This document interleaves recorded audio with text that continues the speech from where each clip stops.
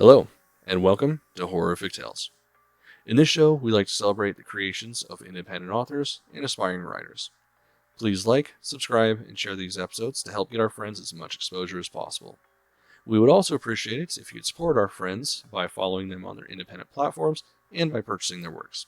Details on how to do so will be in the show notes. Today's episode is brought to us by Rachael Tamayo. Come join us now as we present to you Carnal Knowledge.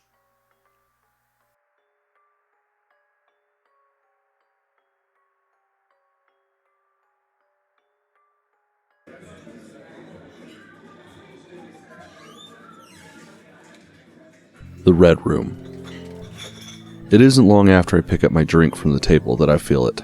Something is wrong. It's only been one drink. Was it extra strong? When did I eat last? My head grows fuzzy and spins, the thumping music in the club sounding far away. I grip the table, struggling to focus as I search the crowd for my friend Lily. But I can't find her. I can't focus on faces. I close my eyes, stumbling on my high heels. I wasn't supposed to be drinking. I figured no one would know as long as I don't drive. Where is Lily?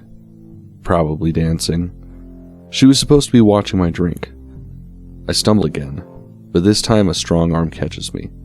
I catch a whiff of cigarettes, beer, and a strong cologne. Must be a man. The thought is vague, yet matter of fact. Even as my thinking process is dull and slow, I realize I'm not drunk. This is something else. This is wrong.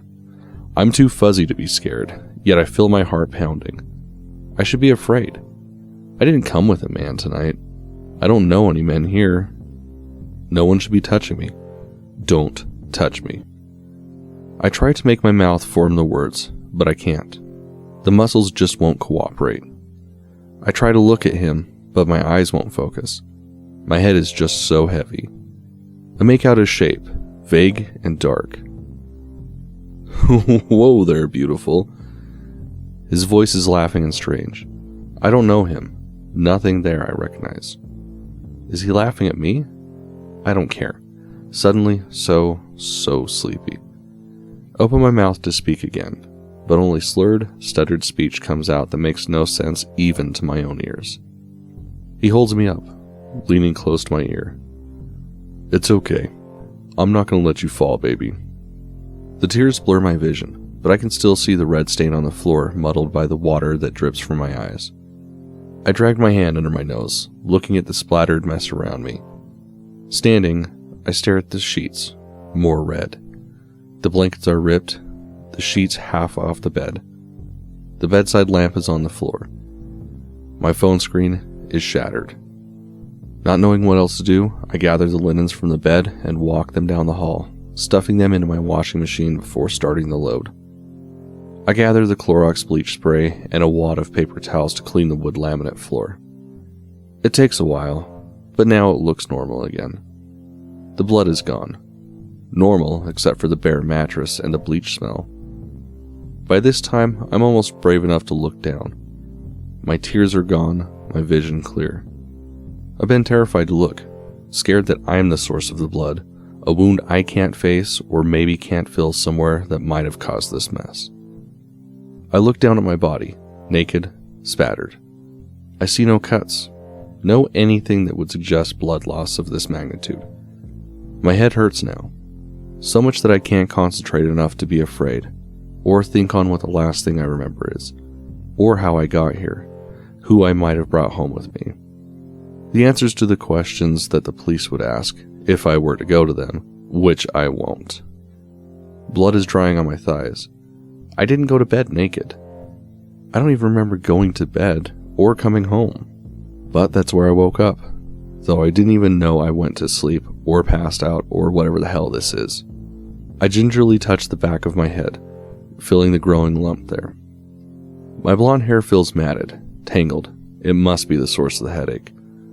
The blood is mine, I think. The pain I have tells me that at least some of it is probably mine. I have no idea what happened. You really don't know how you feel about some things until they happen to you.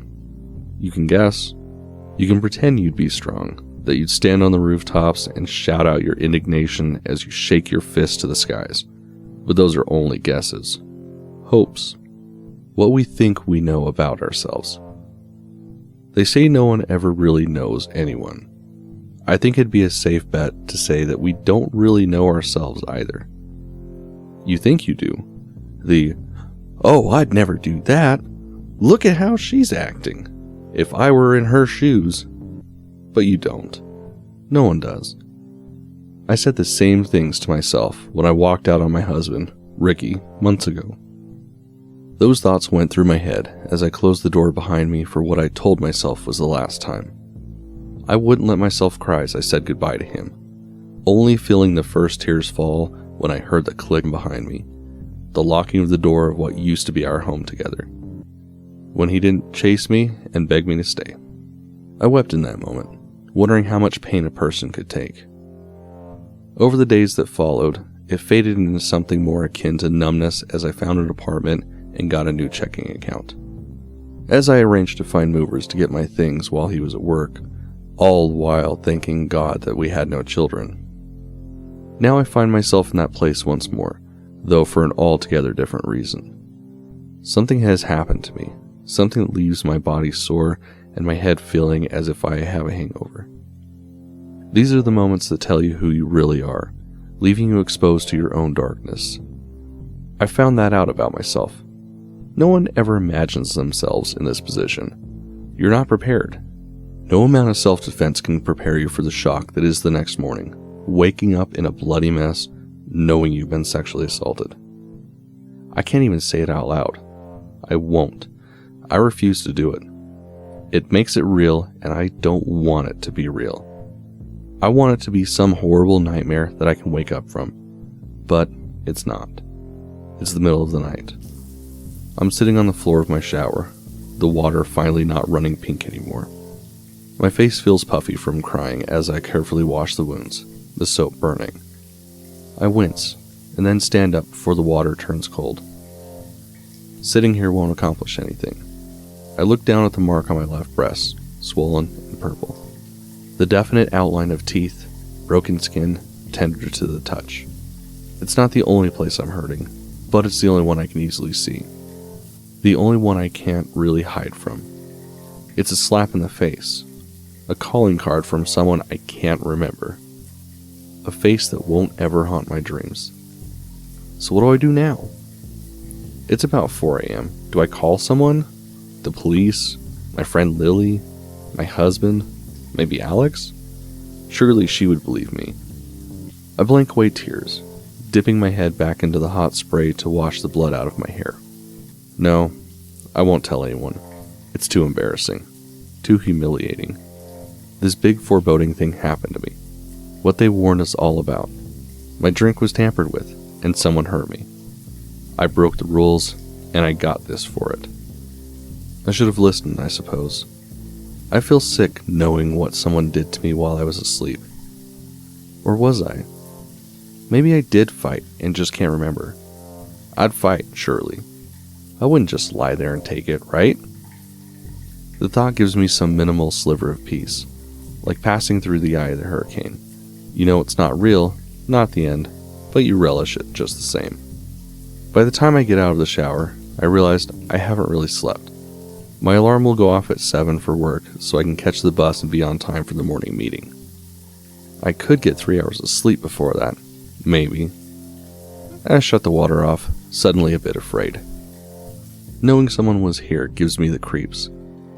Makes me wish I'd gotten that gun Ricky tried so hard to get me to agree to, the one I refused. I wouldn't give in, fearing some horrible accident. He kept his locked up, and I never bothered to learn to shoot. He begged to teach me. Tried to get me to hold his Glock to get the feel of it. Nope, now I regret it. In the months I've lived here, I haven't been afraid to be on my own until now. Someone got to me. I'm without defense in my own home. Maybe I should get a dog or something. I slip the towel over my skin, careful to pat my breast. I rub the towel gently through my hair, mindful of the wound, and then rummage for a bandage. I find something that will do and cover the offending mark with Neosporin, gauze, and tape I have left over after skinning my shins sliding into third at last summer's company softball game. Back in my room, I cringe, the bare bed terrifying me. I quickly grab a pair of shorts and a shirt and leave the room, shutting the door behind me with a slam. I opt for the couch, with the TV on cartoons and a pillow clutched to my chest. I managed to fall asleep under my granny's handmade Afghan, with my eyes darting between the door and the TV, wishing for the first time in a while that Ricky was here. That was 2 weeks ago. I only go into my bedroom to change now. I've been sleeping on the couch since that night. Of course, I use the word sleep in the loosest terms. Not really sleep, but something akin to it, I suppose. There are dreams, but it's anything but restful. I wake up scared, feeling like someone is watching me, and unsure that I slept at all. I know it's because I didn't deal with it, because I'm afraid. That knowledge doesn't help me sleep any better. I've picked up the phone to call Ricky twice, but memories of coming home and finding out there was someone else stops me. The imagined visions of him inside another woman trump any fear I have. He let me go, refused to fight for me, and only offered weak apologies. Why would I think he would protect me, or even care? I always toss the phone aside without calling. I almost think maybe I need to tell someone. I even tried to work up the courage to tell Lily, but I just can't be sure that she wouldn't blame me, or tell everyone, or even stop calling me altogether to hang out. We work together. She's a paralegal in the law firm where I work as an assistant to one of the partners, and she's nice. But we just aren't that close. So, dropping a bomb like this on her just doesn't seem to fit. She's the one who dragged me out, insisting I need to get out of the house. The next day after it happened, when she asked me where I went, I told her I couldn't find her and figured she met someone, so I went home. I assumed the same thing. We've got to be more careful. She wagged her finger at me, using a mock fatherly tone, and we both giggled. I laughed then.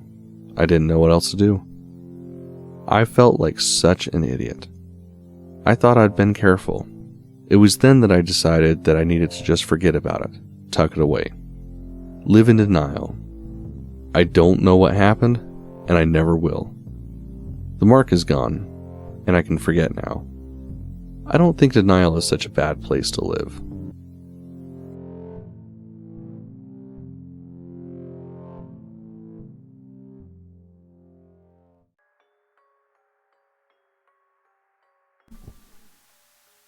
Well, we hope you enjoyed our latest horrific tale. If you'd like to keep up to date, make sure you subscribe to our YouTube page. Also, follow us on our social media pages. You can also show your support for the channel by going to our merchandise store, picking up some items there. Please also take a moment to support our contributing friends who kindly lend their talents to this show. Check out the links in the description as to how you can do this. Until next time, keep it creepy, keep it horrific.